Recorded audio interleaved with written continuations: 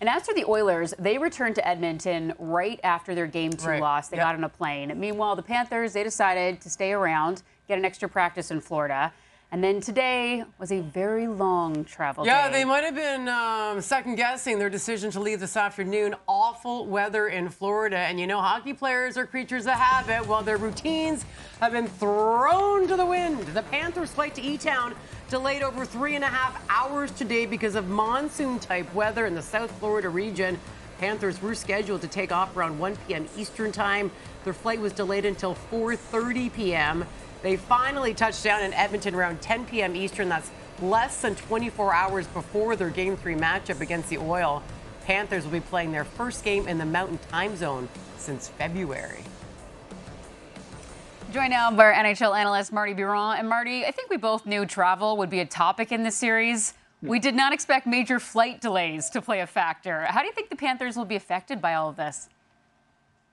Well, you know what, Lindsay? There's a couple of things when you look at travel, especially long travel. There's a physical side of it and a mental side of it. The mental side of it for the Florida Panthers right now is they're out of their routine. Usually, when you're in the playoffs, the night before a game, you go as a team, you get dinner, you hang out at the hotel, you play cards, watch other games, other sporting events, play video games. They're not going to get a chance to do that. And they probably are mentally thinking, okay, we've been doing that for 7 weeks now. How do we adjust, right? Physically, not only was it going to be a long travel day, it's even worse when you have to sit on the plane for 4 hours before even departing on a 5-hour trip. So there's a physical and a mental side of it right now. But look, you're professional athletes. You have to be able to overcome that. Obviously, you got a team around you that's going to help you.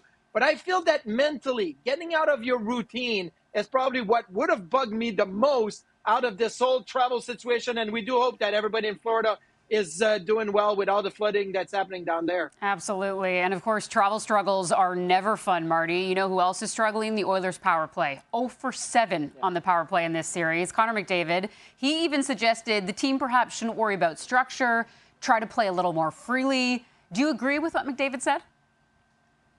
Well, you know, it's hard to not agree with the best player in the world, but I did suggest yesterday that they should have more structure to their power play. They seem to be skating a little bit all over the place, and the puck moves faster when you pass it as opposed to skate it. But McDavid may have a point here because they were 4 for 5 in the last 2 games against the Dallas Stars, and 3 of those goals came on unstructured situation.